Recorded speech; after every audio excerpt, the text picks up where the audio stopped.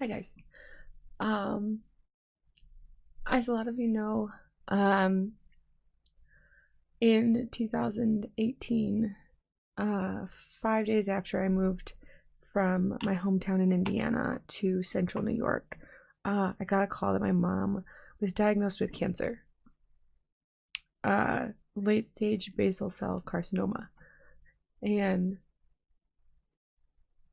uh, she underwent intensive radiation and chemotherapy, and by Christmas, um, was in remission. It was finished with treatment, and the scans showed that the cancer was gone.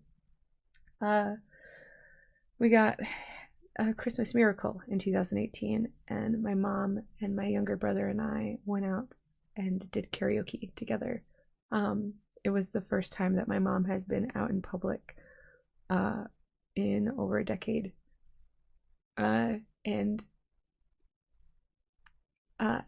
she looked and felt a lot better.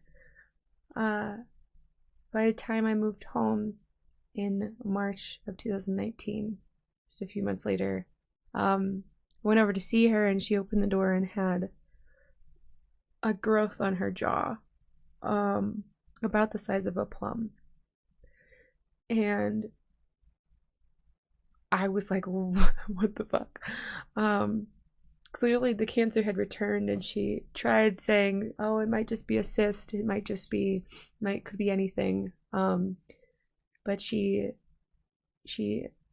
didn't go back to the doctor, both because she is terrified of doctors, because of past experiences, and also because the system is difficult to work with, and she is disabled, so she required rides from volunteers to get her to appointments, and it was difficult to work out all the logistics. At that point, it was too late to do. It was too recently after her last chemo and radiation experience for them to do that on her again.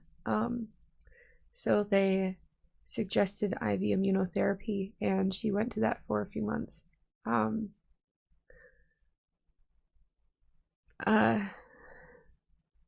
Unbeknownst to me, sometime in the summer, I guess they suggested that she stop treatment, because it wasn't effective, and the cancer was too aggressive, and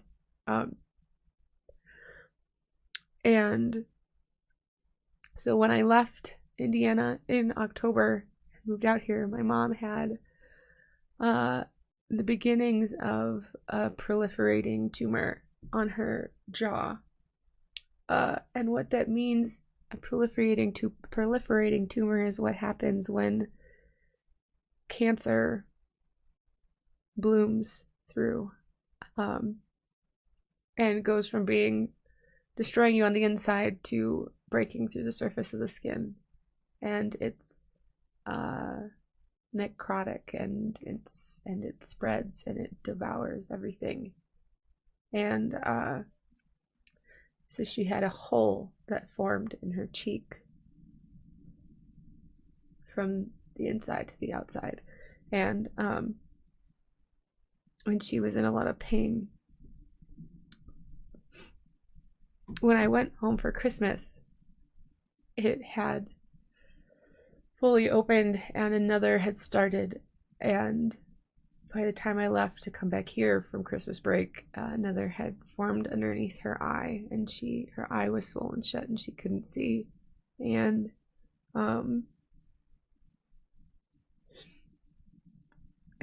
so I've known for a while that my time left with my mom was limited. And when I went home for Christmas, I was told to help her get her affairs in order, and my brother and I were supposed to help clean her apartment to make it easier for everyone once she passed. And I took her to a doctor's appointment where I found out that she hadn't been doing treatment since the summer, and that everyone was just waiting. She was just waiting to die. And her to-do list entailed organizing things and getting things ready to die. And so I came back to Colorado and made everyone promise, and my family promise, to call me if I needed to come back to say goodbye. And so yesterday, a few minutes after opening the Halo seed, actually, I got a call that the tumors had perforated an artery, and one of her in-home hospice nurses who would visit to help with medications and grocery shopping and things found her bleeding out in her apartment just by chance, and so they took her into hospice care, and so her tumors are bleeding out now, and they didn't think she was gonna make it through the night. She did, and she hasn't passed away yet, but she will. And when I got the call, I immediately tried to scramble to find the fastest flight home, and my family said not to, because the way the disease has progressed, even my brother, who has spent the most time with her over the last couple of years, and especially recently throughout this process, couldn't stomach it. Couldn't stomach seeing her. It's a different kind of cancer than I've encountered in the past. I dated someone for a while who was being treated for cancer, and I have known other people who have had it, and this is different. It was skin cancer that didn't stay in the body. It's not like they depict it in movies where you get weak and you lie in a hospital bed and you get pale and your body just shuts down and you eventually drift away. This was excruciating and gruesome, and when they found her, she was so out of it. She was alone when it happened, and she is going to be alone when she passes away, and it's not like the cancer you see in movies. It's taken everything from her and ravaged her from the inside out. It's devoured her body completely, and she has a whole section of her jaw missing, and her eye has. So they said, I shouldn't see her. I think I would be scarred for life if I did. That it's that hard to look at, and so I found a flight back home on Wednesday. I'll get it on Thursday. But I'm not gonna be on stream for a while. It's a one-way flight, and I don't know when I'll be back because I have to take care of my family and figure everything out. And my grandmother, who just had surgery for cancer, is being brought home today. So there's a lot going on, and so everything's kind of on hold.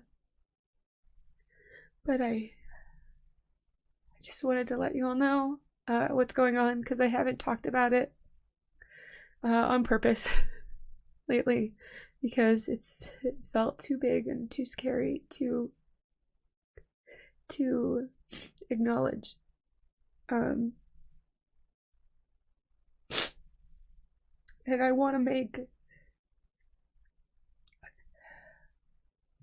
I want to make some other big statements about the nature of the healthcare system in America and how we treat patients with mental health problems and the tobacco industry and all sorts of other things, but it all feels kind of useless right now.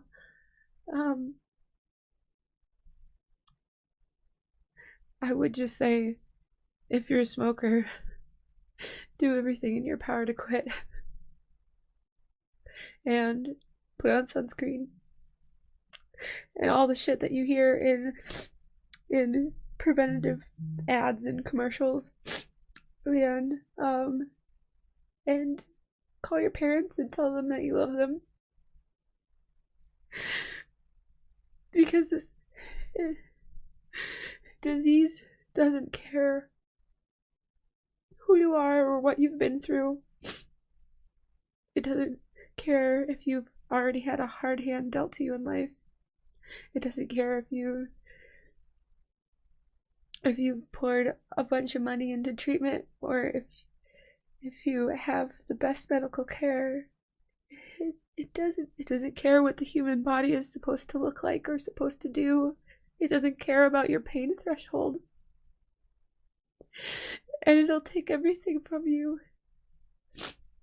It'll take away your ability to say goodbye and the ability for others to say goodbye to you. So anyway, I'm not gonna be on stream for a while. I might try to stream early this week before I leave, but I don't know if I can keep it together. So I'd appreciate your patience, and